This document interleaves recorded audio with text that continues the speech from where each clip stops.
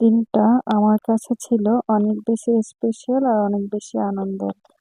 দীর্ঘ ১৫-২০ বছর ধরে আমার ছোট খালামণি থাকে ময়মনসিংহে। হাজার চেষ্টা করেও ইচ্ছা থাকা সত্ত্বেও কোনোদিন যাওয়া হয়ে ওঠেনি। আজকে বড় মামা বলল যে তারা যাবে, তারা আমাকেও সাধলো। তো আমি এই সুযোগটা আর মিস করতে যাচ্ছিলাম না। ভাবলাম যে যাই একবার ঘুরে আসি। আসলে এত খারাপ লাগে খালামণির জন্য, কোনো সময় একটা চোখের নজরও দেখতে যেতে পারি না। তো এই যে আমরা চলে যাচ্ছি, এখন আমরা বাসে উঠেছিলাম। অলরেডি আমরা চলেও এসেছি। নিয়ে এসেছে আমাদেরকে নেওয়ার জন্য। যে আমরা বাসার নিচে চলে এসেছি। এখন এসেই খালামণিকে দেখলাম। দেখে আমার জড়িয়ে ধরতে ইচ্ছা করলো। কারণ কতদিন পরে দেখেছি। খালামণির সাথে আমার একদমই দেখা হয় না। খালামণি যেহেতু ঈদের সময় দেশে যায় আর আমার যাওয়া হয় না।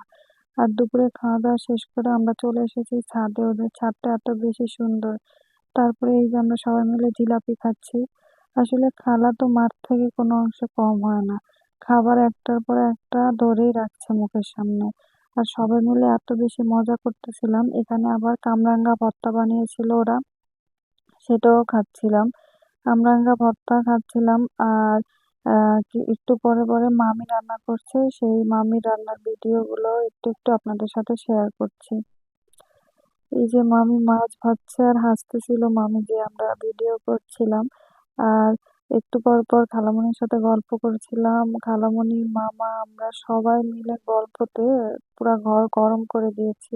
এই যে ইয়াসরা এখানে, রাফিন, মুস্তফা, মুর্তজা সবাই। আর মামির মাছ রান্না প্রায় শেষ। এখন আমরা সবাই রাত্রের খাবার খেয়ে নিচ্ছিলাম। রাত্রে খাবার খেয়ে কে কোথায় ঘুমাবো সেগুলো নিয়ে কথাবার্তা হচ্ছিল। আর ইয়াসরাকে সবাই দুষ্টামি করে বলতেছিল যে মাটিতে ঘুমাতে দিবে। তো সেটা নিয়ে ইয়াসরা কথা বলতেছিল।